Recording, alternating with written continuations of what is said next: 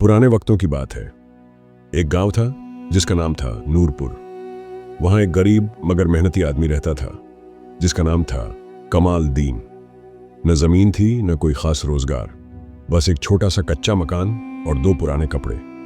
उसकी जिंदगी का सबसे बड़ा सहारा एक वफादार कुत्ता था जिसे वह प्यार से टॉमी कहता। यह कुत्ता हर वक्त उसके साथ रहता, जैसे उसका सच्चा दोस्त हो। कमाल दीन हर सुबह जंगल की तरफ निकल जाता, वहां लकड़ियां काटता और फिर उन्हें बाजार में बेचकर इतनी रकम कमाता कि शाम को अपने घर के लिए थोड़ी सी रोटी और कुछ चने ला सके। मगर उसकी बीवी जरीना बहुत तेज मिजाज और बेसब्र औरत थी। वह हर वक्त उसे ताने देती और कहती, कमाल, मेरे नसीब ही फूट गए जो तुम जैसे निकम्मे से ब्याह रचा लिया। न ढंग की कमाई है न सुकून। एक दिन जब कमाल दीन थका हारा लकड़ियां बेचकर घर लौटा तो जरीना दहलीज पर खड़ी थी। उसकी आंखों में गुस्से की चिंगारियां जल रही थीं। वह चिल्लाई, निकल जा मेरे घर से, नालायक इंसान, अब तेरा मुंह भी देखना गवारा नहीं। कमाल दीन सनसा रह गया। उसकी आंखों में दुख और लाचारी तैरने लगी। वह धीरे से बोला, जरीना, मैं जाऊं कहां? ये झोपड़ा ही तो सब कुछ है मेरे पास। जरीना ने तंजिया हंसी के साथ गर्राते हुए कहा, जाके अपने कुत्ते के साथ रह, वह कम अज कम तेरे जितना निकम्मा तो नहीं। कमाल दीन ने एक पुराना कपड़ा, थोड़ा सा राशन और अपना बोझिल दिल समेटा। फिर अपने वफादार साथी टॉमी को आवाज दी और गांव छोड़ने के लिए चल पड़ा। गांव के आखिरी कोने पर एक पुराना बरगद का दरख्त खड़ा था जिसकी जड़ें जमीन में सांपों की तरह फैली हुई थीं। कमाल दीन उसके नीचे जा बैठा, सर आसमान की तरफ उठाया और रोते हुए बोला, या अल्लाह, अगर दुनिया वालों ने मुझे ठुकरा दिया है तो तू अपना दर कभी बंद न करना। वह और टॉमी एक सुनसान और वीरान रास्ते पर चलते रहे। जंगल की खामोशी और झिंगुर की आवाजें उनका साथ देती रहीं। चलते चलते उन्हें एक टूटा फूटा कच्चा कमरा नजर आया जो शायद बरसों से खाली पड़ा था। कमाल दीन ने वहीं लकड़ियां इकट्ठी की और आग जला ली। टॉमी उसके करीब बैठ गया, जैसे कह रहा हो, फिक्र न कर, मैं तेरे साथ हूं। कमाल दीन ने उसके सर पर हाथ फेरते हुए कहा, टॉमी, दुनिया ने मुझे धुतकार दिया मगर तू मेरा सबसे सच्चा साथी है। रात गए जब वह कमरा साफ कर रहा था तो अचानक उसके हाथ एक सख्त चीज से टकराए। टॉमी ने भी जमीन खोदना शुरू किया। थोड़ी ही देर में मिट्टी हट गई और एक पुराना लकड़ी का संदूक जाहिर हुआ। ऊपर झंगालूदा ताला लगा हुआ था। कमाल दीन ने एक बड़ा पत्थर उठाया और जोर से मारा तो ताला टूट गया। संदूक खुला तो उसकी आंखें हैरत से फटी की फटी रह गईं। अंदर सोने के सिक्के, चांदी के जेवर और मोतियों वाले हार जगमगा रहे थे। वह कांपते हाथों से संदूक के करीब बैठ गया और लरजती आवाज में बोला, या अल्लाह, यह ख्वाब है या तूने वाकई मेरी फरियाद सुन ली? सुबह की रोशनी फैलते ही कमाल दीन ने संदूक दोबारा मिट्टी तले छुपा दिया। सिर्फ चंद सिक्के अपने साथ निकाले ताकि किसी को शक न हो। फिर चेहरे पर पुरानी पगड़ी कस ली और सीधा चकानी के बाजार का रुख किया। वहां जाकर उसने एक नया मिट्टी का घड़ा, कुछ रोजमर्रा की चीजें और एक सस्ता सा ऊंट खरीद लिया ताकि आमद और रफ्त आसान हो और उसकी हालत आम लोगों जैसी ही लगे।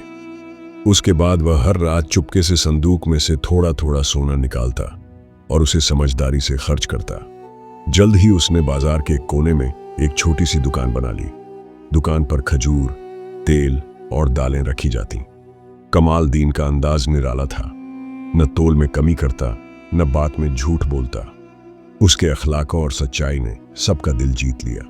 लोग दूर दूर से उसकी दुकान पर आने लगे। बाजार में चर्चा होने लगा, यह है वह असल ईमानदार ताजिर जिस पर इंसान आंख बंद करके भरोसा कर सकता है। वक्त गुजरता गया। कमाल दीन का नाम पूरे चकानी में मोहब्बत और सच्चाई की अलामत बन गया।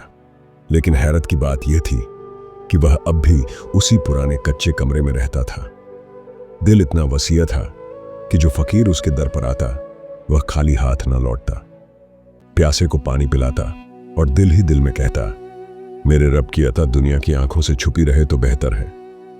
रात को जब सब सो जाते तो वह अपने वफादार दोस्त टॉमी का सर सहलाता और मुस्कुराकर कहता, किसी को क्या खबर कि गांव का सबसे अमीर शख्स एक झोपड़ी में रहता है और अपने कुत्ते के साथ रोटी बांटकर खाता है।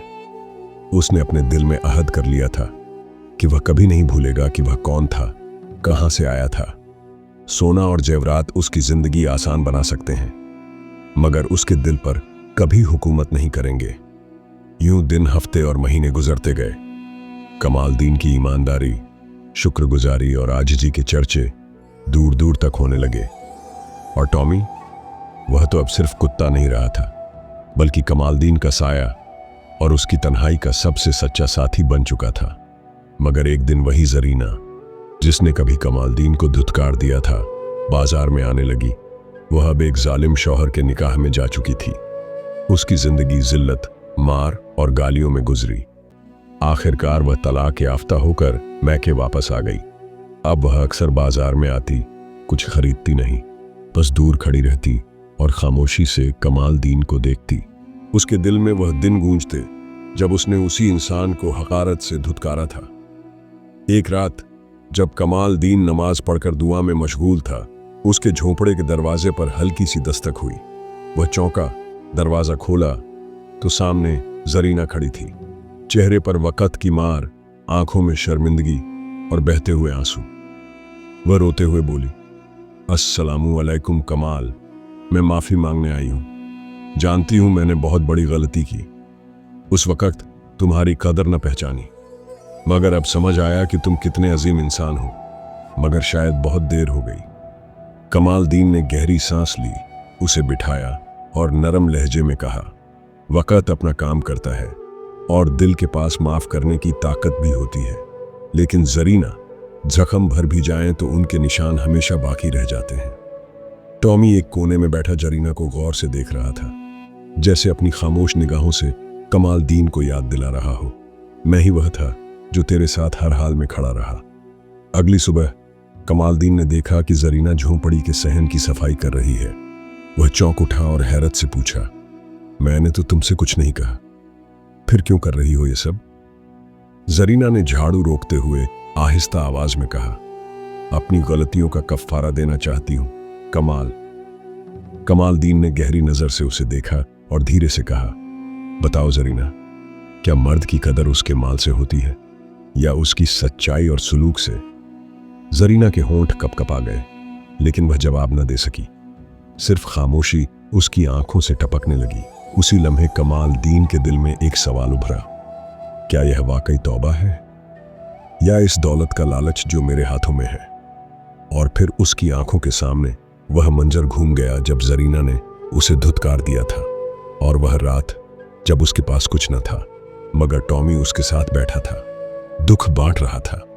उसी लम्हे कमालदीन ने दिल ही दिल में फैसला कर लिया कि कुछ रिश्ते एक बार टूट जाएं तो उनका एतमाद कभी वापस नहीं आता। उसने परसुकून लहजे में कहा, जरीना, मैंने तुझे माफ तो कर दिया है, मगर जो टूटता है वह कभी वैसा नहीं जुड़ता। जरीना ने सर झुका लिया, आंखों में आंसू तैरने लगे।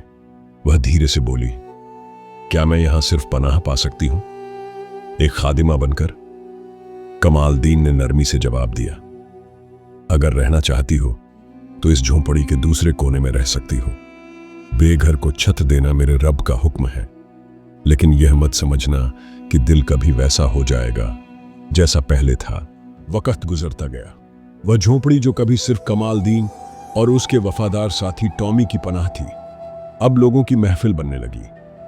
कोई नसीहत लेने आता, कोई खैरात मांगने। गांव के लोग कहा करते थे, ये वही कमालदीन है जो कभी लकड़ियां बेचता था, आज ईमान और सच्चाई का सितारा है। फिर एक दिन गांव में नायब गवर्नर का नुमाइंदा हाजिम खान आया। उसने सबके सामने कहा, हम चाहते हैं कि आप गांव के नुमाइंदे बने ताकि इंसाफ और भलाई के दरवाजे खुल सकें। कमालदीन मुस्कुराया और इनकार करते हुए बोला, इक्तिदार तभी ठीक है जब इंसान खुद पर काबू रख सके।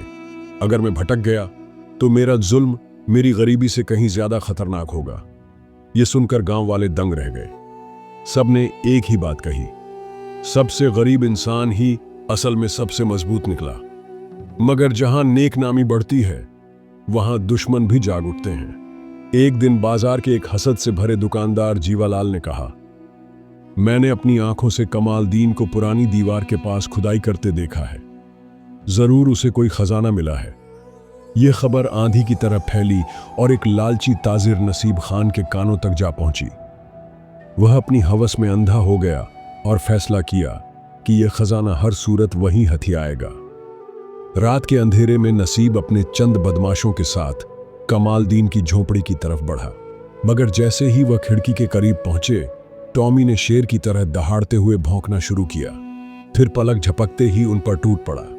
शोर इतना बढ़ गया कि पूरा गांव जाग उठा। लोग डंडे और चराग लेकर दौड़ पड़े। नसीब और उसके साथी पकड़े गए। जब उनसे बाजपुरस हुई तो नसीब खान सब कुछ उगल गया। गांव के बुजुर्गों ने फैसला सुनाया, यह जमीन और यह झोंपड़ी कमालदीन की मिल्कियत है और नसीब को हमेशा के लिए गांव से निकाला जाता है। लोग कहा करते थे, कमालदीन ने असल खजाना बनाया है, ईमानदारी, सब्र और वफादारी का। कमालदीन ने नई जमीन पर एक छोटा सा बाजार आबाद किया।